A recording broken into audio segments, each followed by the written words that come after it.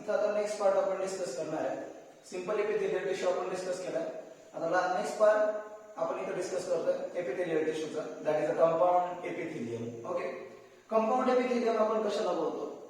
The epithelial tissue which contain a different type of cells.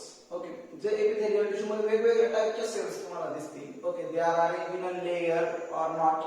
Okay, ते layer मध्ये arrange होते किंवा होणारही नाही. ओके, त्याच्यामध्ये स्ट्रेचिंग एबिलिटी असेल किंवा असणारही नाही. ओके, तर यावरून आपण जनरली त्याचे काय करतो, दोन टाइप करतो. जर ते सेल्स लेयर मध्ये अरेंज झाले असतील तर त्याला आपण स्ट्रॅटिफाइड एपिथेलियम बोलतो. आणि जर त्या सेल्स लेयर मध्ये आहे असं वाटतंय पण ते ऍक्च्युअली नसतात. Okay, they are called as a शिरो stratified epithelium, or it is also called as a transitional epithelium. ठीक आहे, तर याची पहिली गोष्ट आपण डिस्कस करणार आहोत स्ट्रॅटिफाइड एपिथेलियम, जे मी ऑलरेडी तुम्हाला सांगितलं की आपण त्याचं बेसिक एक्झाम्पल घेतो स्किन, किंवा तुम्ही एक्झाम्पल घेऊ शकता आपलं एलिमेंटरी कॅनल. तुम्ही इसोफेगसचा जर ट्रान्सफर सेक्शन घेतला तर तुम्हाला माहित असेल त्याच्यामध्ये 4 लेयर तुम्हाला दिसतात. बाहेरच्या बाजूचा सेरोसा, सेरोसाच्या आतमध्ये मस्क्युलारिस म्युकोसा, त्याच्या आतमध्ये सब म्युकोसा आणि त्याच्या आतमध्ये म्युकोसा. ओके, याचा अर्थ त्या सगळ्या सेल्स डिफरंट टाइपच्या सेल्स आहेत पण त्या कशामध्ये अरेंज होतात, लेयर मध्ये अरेंज होतात. याला आपण कुठलं एपिथेलियम बोलतो, स्ट्रॅटिफाइड एपिथेलियम. म्हणून पहिले एक्झाम्पल दिलं आपण स्किन, दुसरं एक्झाम्पल घेतलं आपण इसोफेगस, तिसरं एक्झाम्पल आहे आपल्याकडे कॉर्निया. ठीक आहे, तो कॉर्निया तुम्हाला माहिती हा अवॅस्क्युलर पार्ट आहे. ओके, अँड जनरली आपला जो आयबॉलचा आउटरमोस्ट पार्ट आहे दॅट इज द कॉर्निया. ठीक आहे, त्याच्यानंतर vagina which is a female reproductive part and rectum. Okay, तर हा जो आपल्याकडे एलिमेंटरी कॅनलचा पार्ट आहे या सगळ्यांमध्ये स्ट्रॅटिफाइड एपिथेलियम आपल्याला दिसतं. याच्यामध्ये स्किनचं एक्झाम्पल आपण कन्सिडर करून या गोष्टी दिल्या की न्यूक्लियस जनरली प्रेझेंट असतो, सेंटरलाच असतो, आणि स्ट्रॅटम जर्मिनाटिव्हम म्हणजे सगळ्यात खालचा जो लेयर आहे, स्किन 5 लेयरने बनते असं मी शिकवलंय. सगळ्यात वरचा लेयर जो येतो आहे स्ट्रॅटम कॉर्नियम, आणि सगळ्यात खालचा जो लेयर आहे त्याला आपण बोलतो स्ट्रॅटम जर्मिनाटिव्हम. ठीक आहे, तर हे जे आहे याच्यामध्ये सगळ्यात खालचा जो लेयर आहे स्ट्रॅटम जर्मिनाटिव्हम, त्याच्यामध्ये सेल डिव्हिजन कंटिन्युअसली चालू असतं. ओके, म्हणून त्याच्यामध्ये सेंट्रल न्यूक्लियर प्रेझेंट असतो. पण वरचा जो फ्लॅट लेयर आहे त्यात डेड सेलचा लेयर असतो, ते काय सेल्स डिवाइड होत नाही. ओके, आणि म्हणून त्या सेल्स मध्ये न्यूक्लियर नसतो, लक्षात ठेवा. आणि अप्पर सेलचा जो लेयर आहे that is called as stratum corneum. Okay, याचं मेन फंक्शन आहे टू गिव्ह द प्रोटेक्शन. आता सेकंड थिंग आहे that is a transitional epithelium. Transitional epithelium it is same like a stratified epithelium. Alignment generally stratified epithelium सारखी असते, but cells can undergo the change in shape and size. सेलची जी काही shape किंवा size आहे त्याच्यामध्ये change येऊ शकतो. Okay, due to the stretching. Okay, and depend upon the degree upon the stretching. Okay, मग किती स्ट्रेच होते त्याच्यावर साईज किती इन्क्रीज होईल आणि किती डिक्रीज होईल याचे डिपेंड असेल. एक्झाम्पल आपण त्याचा सिंपल कन्सिडर केलं दॅट इज युरिनरी ब्लॅडर. बघा मला युरिनरी ब्लॅडरचं जनरली पियर शेप स्ट्रक्चर आहे किंवा सॅक लाईक स्ट्रक्चर आहे. त्याच्यामध्ये जर युरिन स्टोअर झालं तर ती थोडीशी फुगेल. ओके, आणि जर युरिनरी ब्लॅडर एम्प्टी असेल तर ते जनरली त्याची साईज कमी असेल. ठीक आहे, तर ही गोष्ट लक्षात ठेवा की ट्रान्झिशनल एपिथेलियमचं एक्झाम्पल आपण काय घेतलं that is the urinary bladder. Next part आहे म्हणून आपल्याकडे सेल जंक्शन. सेल जंक्शनचं सिंपल मिनिंग काय की एपिथेलियल सेल्स जे आहेत तर एकमेकांना कॉम्पॅक्टली अरेंज होतात. ओके, आणि त्याच्यामध्ये cells are what we call communicate with each other. ह्या सेल्स एकमेकांबरोबर काय करतात, कम्युनिकेशन करतात, आणि त्याच्यासाठी या दोघांमध्ये एक काय तयार होतं, जंक्शनल कॉम्प्लेक्स तयार होतं. यालाच आपण काय बोलतो, सेल जंक्शन बोलतो. मग याच्यामध्ये डिफरंट टाइपचे जंक्शन तयार होतात. पहिलं जंक्शन त्याचं टाईट जंक्शन. टाईट जंक्शन हे सेल्स जे आहेत, दोन सेल्स हे एकमेकांना एकदम टाईटली अरेंज होतात, जेणेकरून ह्या सेल्स मधला सबस्टन्स या सेल मध्ये जाऊ शकत नाही, या सेल मधला सबस्टन्स या सेल मध्ये येऊ शकत नाही.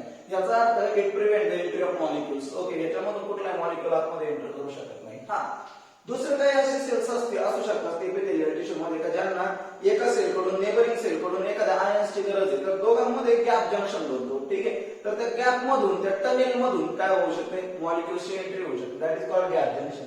तिसरं जास्त बनवणं दॅट इज डेस्मोझोम. डेस्मोझोम हे याच्यामध्ये काय होतं, दोन सेलचा जो प्लाझ्मा मेम्ब्रेन आहे तो लॅटरली एकमेकांबरोबर काय होतो, अटॅच होतो विथ द हेल्प ऑफ डेस्मोट्युब्यूल. म्हणजे ईआर एंडोप्लाझमिक रेटिक्युलम असे बटन शेप मॅनर मध्ये एकमेकांना काय करून घेतात, अरेंज होऊन देतात. ओके, आणि त्याच्यामुळे काय होतं की हे जे काही डेस्मोझोम आहे हे मेकॅनिकल स्ट्रेंथ प्रोव्हाइड करतात. ओके, मेकॅनिकल स्ट्रेंथ ती कोणत्या याच्यामध्ये कशामध्ये सापडेल डेस्मोझोम्स तुम्हाला, they are found in the cardiac tissues. Okay, cardiac tissues मध्ये म्हणजे कार्डियक मसल्सच्या सेल्स मध्ये तुम्हाला सापडू शकतो.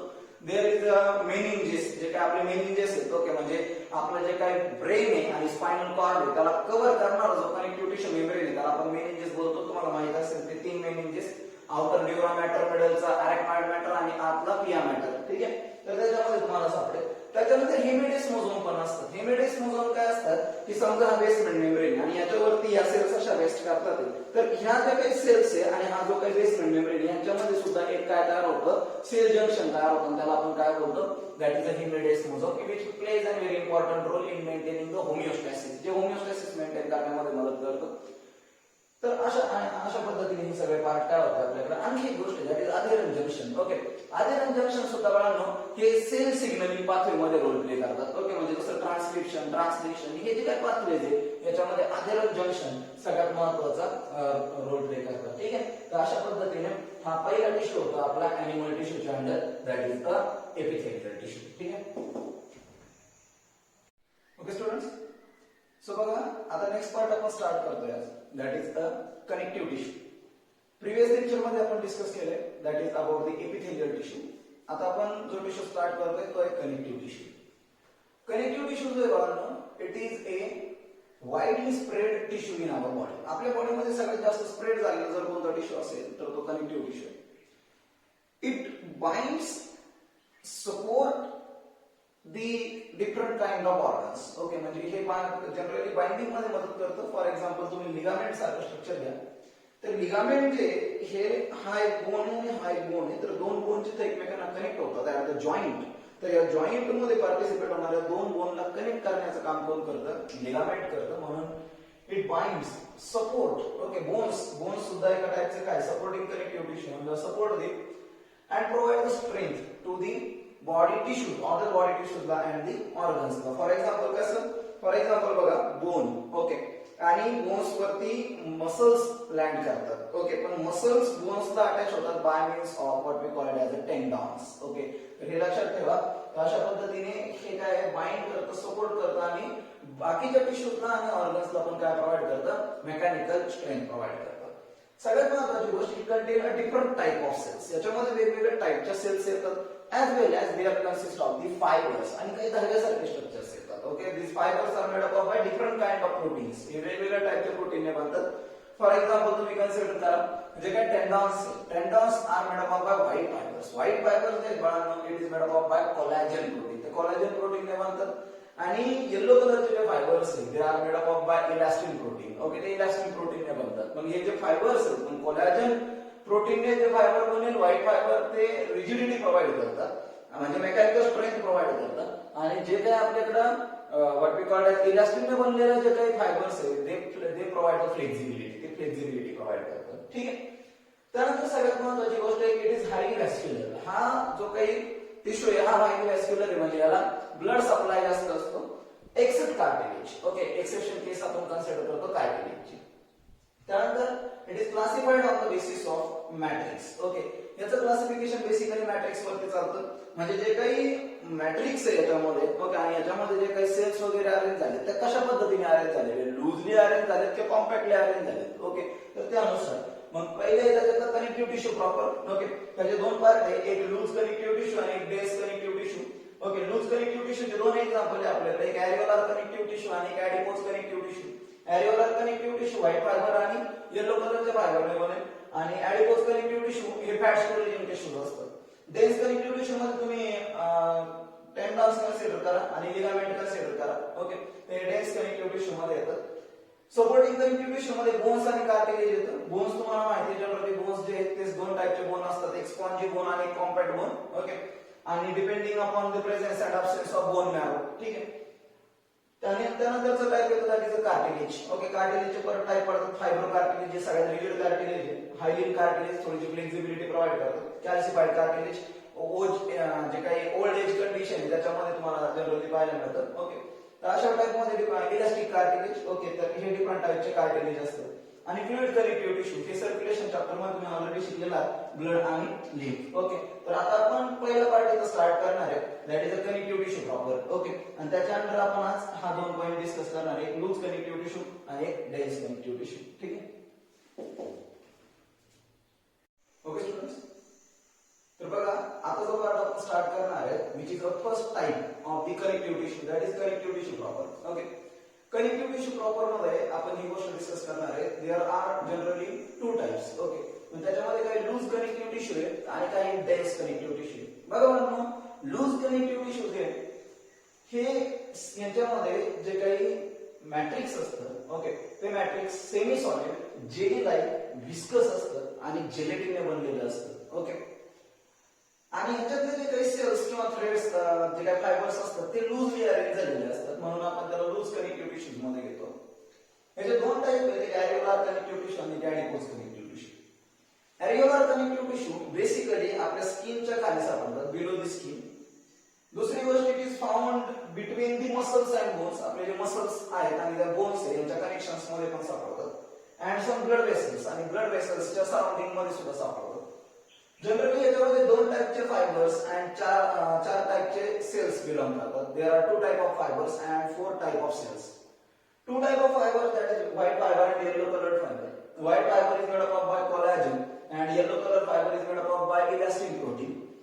Collagen is most abundant protein found in the animal world, okay, and it provides the rigidity, while elastin can provide the flexibility. म्हणून ही गोष्ट ध्यानात ठेवा की जिथं कोलॅजन आहे तो ऑर्गन काय प्रोव्हाइड करणार, रिजिडिटी, आणि जिथं इलास्टिन आहे तिथं तो ऑर्गन काय प्रोव्हाइड करणार, फ्लेक्सिबिलिटी. ओके. 4 टाइपच्या सेल्स आहेत त्याच्यामध्ये. पहिले सेल दॅट इज फायब्रोब्लास्ट, दुसरी सेल आहे मास्ट सेल, तिसरी सेल आहे मॅक्रोफॅजेस आणि चौथी सेल आहे फॅट सेल. याला ॲडिपोसाइट बोलतो आपण. फायब्रोब्लास्ट जी ती लार्ज साइज सेल आहे आणि फ्लॅट आहे. जनरली फायबर्स प्रोड्यूस करते म्हणजे व्हाईट फायबर आणि yellow coloured fibre as well as polysaccharide that is a gelatin. Okay, तर हे जे मॅट्रिक्स आहे दॅट इज gelatin. ओके, तर ते सिंथेसाइज करण्याचं काम फायब्रोब्लास्ट सेल्स आहे आणि ब्रांचिंग प्रोसेसेस असणारी सेल आहे. सेकंड सेल आहे मास्ट सेल. तुम्हाला माहिती आहे ॲलर्जिक कंडिशन मध्ये ह्या सेल्स ओव्हर ऍक्टिव्ह असतात. Okay, that is mast cell. Mast cell इथं दोन केमिकल सिक्रेट करतात. ऍक्च्युअली दोन्ही प्रोटीन्स होते, दॅट इज हिपॅरिन आणि हिस्टामिन. हिपॅरिन तुम्हाला माहिती आहे इट इज अँटीकोॲग्युलंट सबस्टन्स, की ब्लड वेसल जे काही ब्लड आहे त्याला क्लॉट होऊन देत नाही internally. Okay, that is heparin. आणि सेकंड आहे दॅट इज हिस्टामाइन. ओके. तिसरी जी सेल आहे ती मॅक्रोफॅजेस. ही आम्ही व्हाईट सेल आहे आणि फॅगोसाइटिक नेचरची, म्हणजे कुठल्याही मायक्रो फॉरेन पार्टिकलला काय करून घेते, किल करून घेण्याचं काम कोणाचं असतं, दॅट इज मॅक्रोफॅजेसचं असतं. आणि फॅट सेल ही सेल जी दॅट इज ॲडिपोसाइट ही फॅटला स्टोअर करते. ठीक. तर या 4 सेल्स आणि 2 टाइपचे फायबर्स यांनी कोणता टिश्यू बनतो, ॲरिओलार कनेक्टिव्ह टिश्यू बनतो. हा लूज कनेक्टिव्ह टिश्यू. आणि दुसरा लूज कनेक्टिव्ह टिश्यूचं एक्झाम्पल आहे आपल्याकडे ॲडिपोज कनेक्टिव्ह टिश्यू. ॲडिपोज कनेक्टिव्ह टिश्यू सुद्धा मला स्किनच्या खाली सापडतो आणि इट स्टोअर द फॅट. ते फॅटला स्टोअर करतो. जनरली सेल्स लार्ज असतात, it contain large number of adipocytes. खूप टाइपच्या ॲडिपोसाइट फॅट स्टोरेजिंग सेल्सने हा टिश्यू बनतो.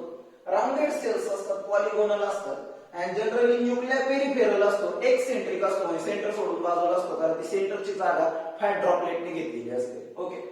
आणि जनरली मॅट्रिक्सचा अमाउंट कमी असतं, फायबर्स आणि ब्लड वेसल सुद्धा कमी अमाउंट मध्ये असतं.